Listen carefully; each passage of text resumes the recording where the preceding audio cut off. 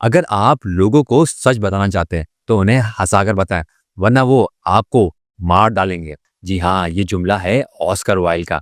और Oscar Wilde पर बात करना कोई आसान काम नहीं है, इसीलिए मैंने दावत दी है मुशीर हुसैन साहब को। ऑस्कर वाइल्ड, पहली तो बात ये है कि is very close to my heart. Oscar Wilde का सबसे पहला प्ले जो मैंने लाइब्रेरी की एक किताब से पढ़ा था वो था इम्पोर्टेंस ऑफ बीइंग अर्नेस्ट। हाँ, in which is year I was I think in grade 5। Oh my god, grade 5 you are reading Oscar Wilde. जी जी जी। हाँ, देखिए हुआ क्या पता है, मैं एक प्राउड किताबी कीड़ा हूँ।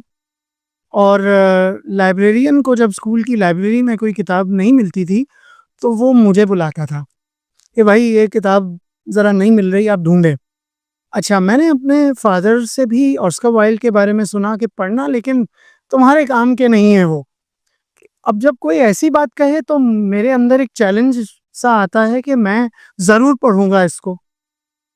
अच्छा, ऑस्कर वाइल्ड का जो सबसे पहला कोट मैंने पढ़ा, उसी से प्रूव हो जाएगा कि हमें आज भी ये 200 साल, 100 साल पुराने लोगों को पढ़ने की ज़रूरत है या नहीं।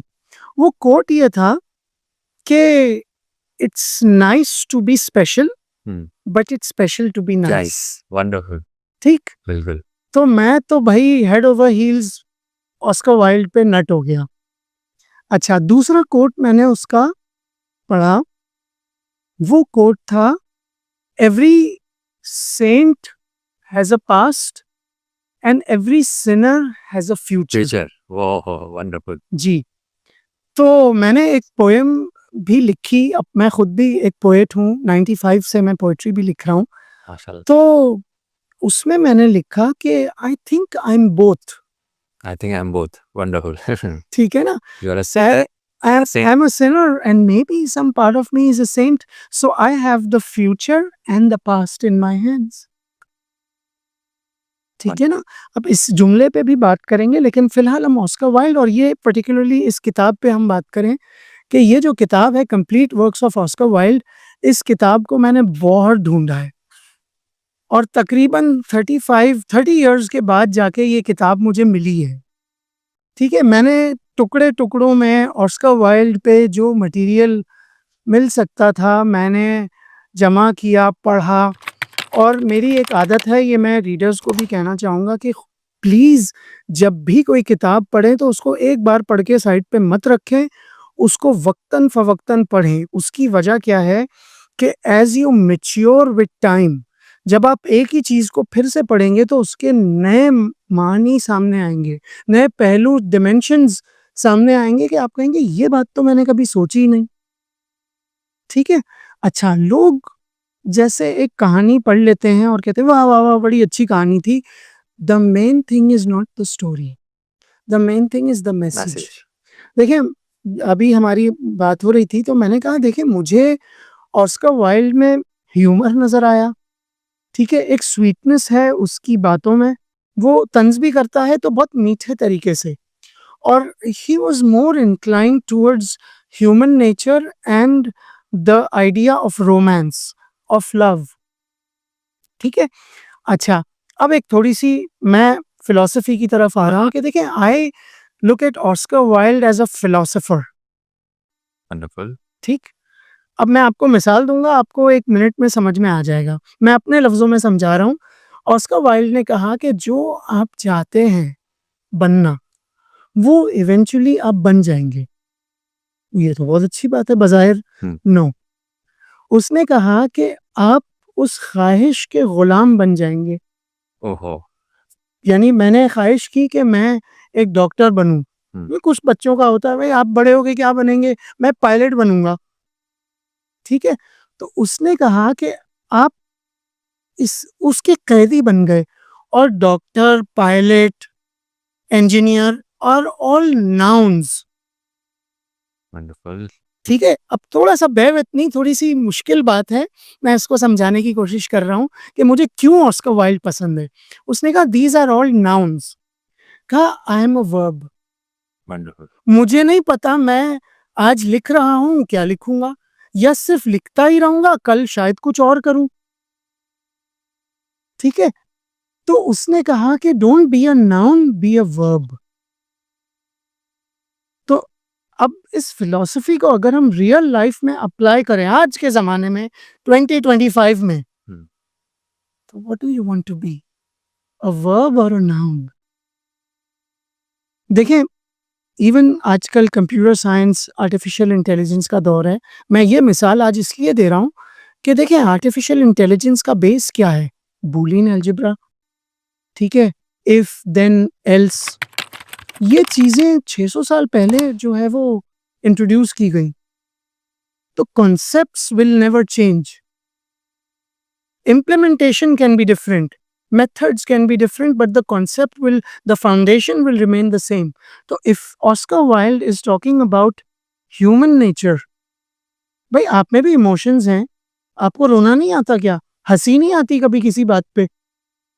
ठीक, तो ये वही तो बातें कर रहे हैं।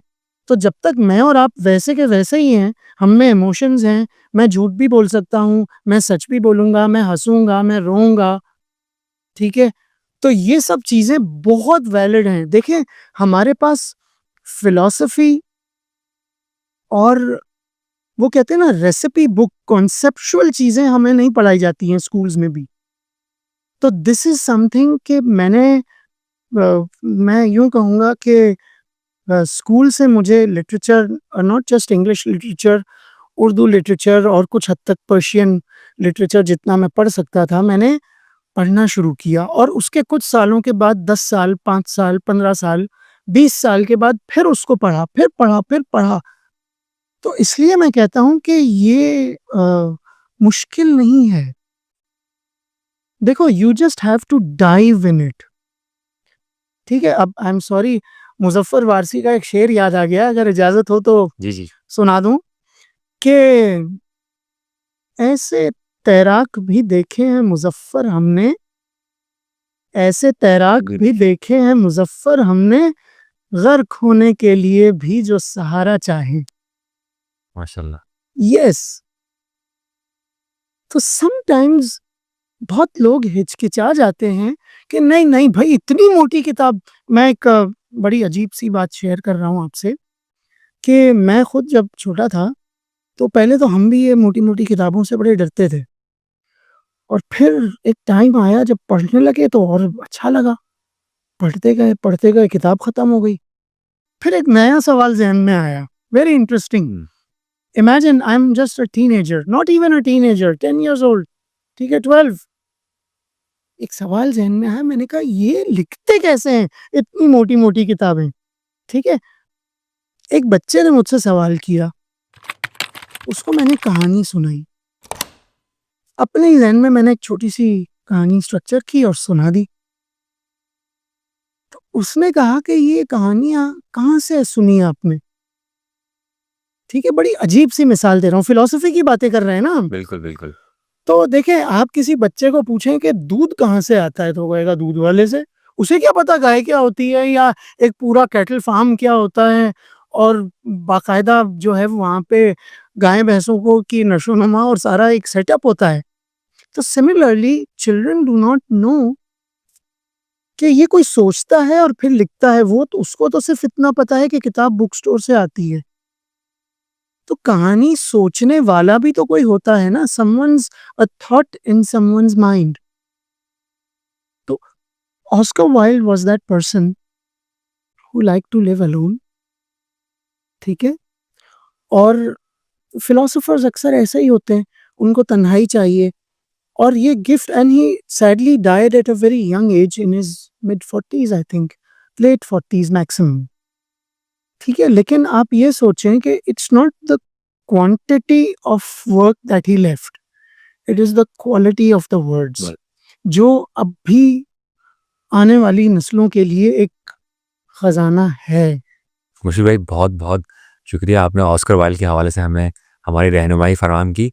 अगर आप लोग चाहते हैं कि हम ऑस्कर वाइल्ड के हवाले से और भी बात करें, उनके ऊपर जितनी भी उन्होंने कहानियाँ लिखी हैं, उन्होंने जो है वो जो इनकी जो राइटिंग्स हैं, उनकी पोएट्री है, नसर है, उस पे बात करें, तो आप कमेंट के अंदर अपना फीडबैक ज़रूर दीजिएगा। इंशाअल्लाह ताला हम किसी और एपिसोड में इसके ऊपर बात कर लेंगे।